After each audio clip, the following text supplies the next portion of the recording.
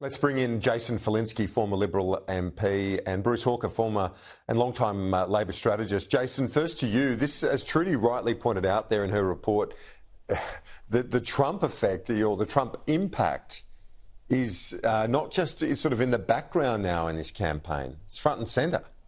Absolutely, and I think it's been there for a while, if the truth be told, Kieran. So today's announcement, let's just be clear, is idiotic. The weight of historical evidence is that tariffs make you poorer, they often lead to recessions, and in some cases they can lead to war. So just at the time when we need the US to be inclusive, reaching out to people, making friends, it seems the Trump administration wants to use tariffs to make America more isolationist, and both leaders today have correctly condemned this action.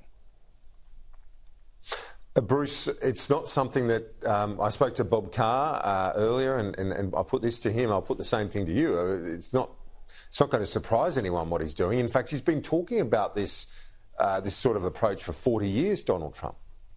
Indeed. I mean, Donald Trump's vision of the world is one that takes us back to the 19th century and the 1930s, where tariffs were very high and income tax was low. He thinks that he's going to be able to grow the American economy by cutting out the rest of the world, building up industries, many of which don't really exist in the United States anymore, and have flow-on effects to the American people, which are going to benefit through income tax reductions.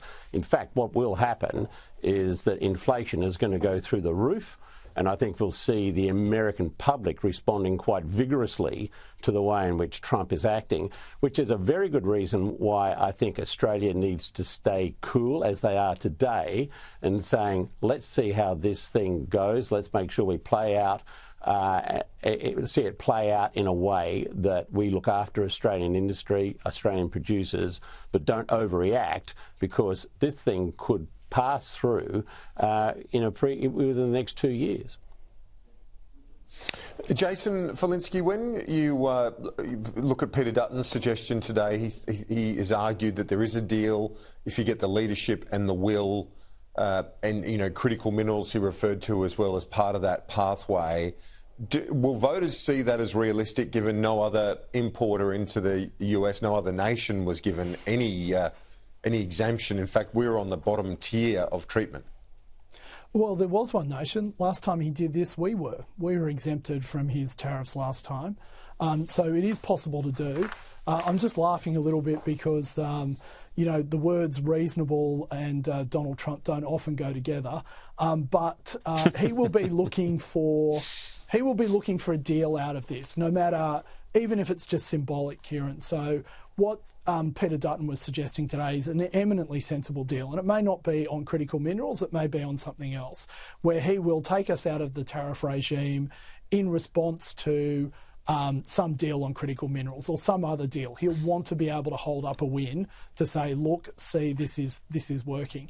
And just to what Bruce was saying earlier, there has been a lot of discussion, particularly with the Heritage Foundation, that he wants to close the US deficit, which is about 1.6 trillion, half of that through what Doge is doing and half of that through tariffs, which is just completely and utterly unrealistic. So this, Bruce is right, this is probably going to fall over. Well, that's interesting in the sense that you look at the ASX and off the back of other volatility, but 38 billion wiped off the ASX today, Bruce. So it might fall over, but not without a bit of turbulence. He's a disruptor, and he's creating huge disruption to the Australian economy, and that's been replicated across the world. But look, I've got to say, I watched Peter Dutton's interview, and I think he would have been much better saying, look, we are going to stand shoulder to shoulder with the Australian government on this. We are Australia united to make sure that we see off this incursion into our trading rights with the United States, which we've enjoyed for so many years. He's really placed himself in a position where he's trying to make out that as opposition leader, he would have been able to get a meeting which no other leader in the world's been able to get and get a better deal. And as you say, we're at the lowest level that has been levied against any of the nations. And by the way, those changes which came about in the first round actually happened after after he imposed tariffs on Australia and other countries, and there were further negotiations. And Britain and other countries were also exempted. So this is just the first stage in this process. Australia has been talking to them, as Andrew Clennell said, about critical minerals for some time. Kevin Rudd's been working around the clock, as has the Prime Minister with his visits and trade ministers' visits to the United States to try to see off this. And I think that's an important thing about the work that the Australian government's been doing that has to be noted, that this is not new. This hasn't just come out of the blue. We've been expecting this in Australia for a long time, and the impact, although it's unwelcome, is nowhere near as bad as if you're in China or the EU, for example, where they're going to be hit with massive tariffs. The danger for us, looking down the road, is that the world economy contracts, and so our exports to Japan or other countries which have been hit by these tariffs even harder than us will affect how Australia is able to export its critical the second-hand impact, and rare earths and other things Bruce to the United Hawker, States. I've got to wrap you up there, my friend. Jason, great to see you both today. Thanks.